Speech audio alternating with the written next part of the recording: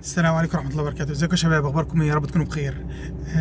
الفيديو ده حاول ما اطولش عليكم فيه. الفيديو ده بخصوص موضوع التأشيرات الجديدة بتاع التسهيل. الاول كان تسهيل بتصدر التأشيرة او السفارة بتصدر التأشيرة على الجواز بصورة لازقة بتكون موجودة فيها التأشيرة والبيانات بتاعة الشخص صاحب الجواز او صاحب التأشيرة.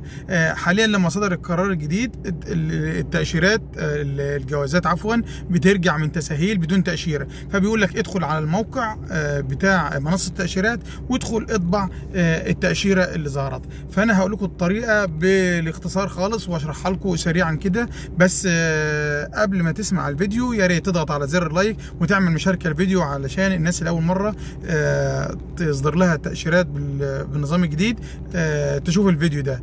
تمام.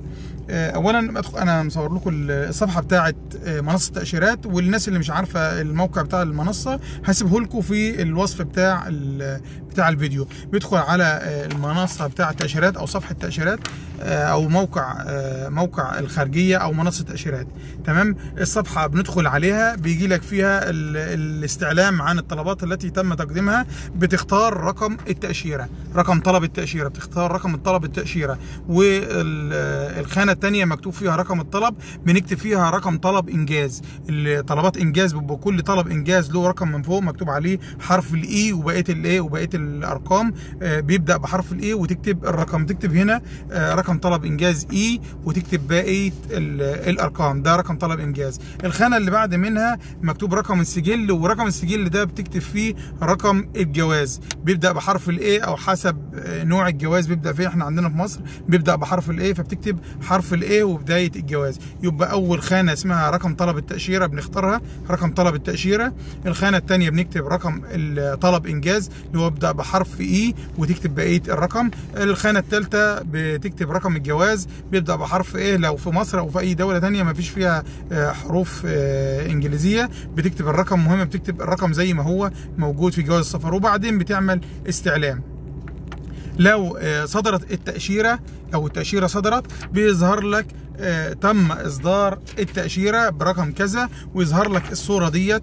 الصورة دي بتظهر عندك، دي الصورة الجديدة بتاعة التأشيرة على الموقع. بيظهر لك رقم التأشيرة يقول لك إيه أهوت رقم التأشيرة وصالحة اعتبارا من تاريخ كذا، صالحة لغاية تاريخ كذا اللي هي المدة بتاعتها، مدة البداية بتاعة التأشيرة والنهاية بتاعتها ومدة الإقامة، وبيظهر لك مكان الإصدار السفارة السعودية فين في أي مدينة والغرض منها وعدد مرات الدخول، عدة سفرات لو متعددة وسفرة واحدة لو مفردة، ونوع التأشيرة زيارة عائلية، والجنسية طبعا، ورقم الجواز، والرسوم اللي هي رسوم التأشيرة موجودة وبيبقى مكتوب فيها غير مصرح له بالعمل. من تحت خالص بيكون فيه باركود، وده الأهم الموجود في التأشيرة عشان الناس بيقول لك ازاي هيعرف ان الورقة دي مش مزورة. الباركود اللي بيبقى مطبوع، الباركود اللي موجود مطبوع من تحت ده الباركود وانت داخل وانت رايح مسافر بيقول لك اديني صورة التأشيرة، وهو بيدخل الباركود ده بيطلع له بيانات التأشيرة بتاعتك. يعني وانت مسافر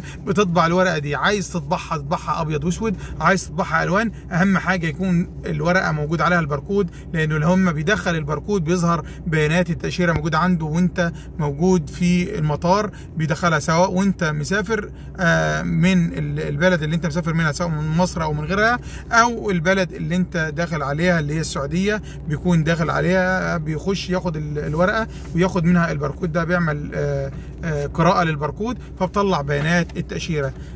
كده بتشوف انت التاشيره بتاعتك صدرت خلاص، بتطبع التاشيره بتبقى موجوده معاك، تطبعها الوان ابيض واسود زي ما انت عايز. التاشيره ما صدرتش بيظهر لك طلب انجاز نفسه اللي هو طلب تاشيره دخول زي ما هو، الطلب موجود زي ما هو ومفيش عليه اي تغيير. كده عشان تقدر تطبع التأشيرة الجديدة. الفيديو مختصر خالص، حاولت ان انا الخصه لك بسهولة عشان الموضوع ما يكونش صعب عليك. اتمنى لو استفدت من الفيديو بقى ما تبخلش عليا ان انت تضغط على زر اللايك وتعمل مشاركة الفيديو على الجروبات عشان الناس اللي اول مرة تشوف النظام الجديد تطبع التأشيرة ازاي تدخل على الفيديو ده. اتمنى اشوفكم على خير ان شاء الله. السلام عليكم.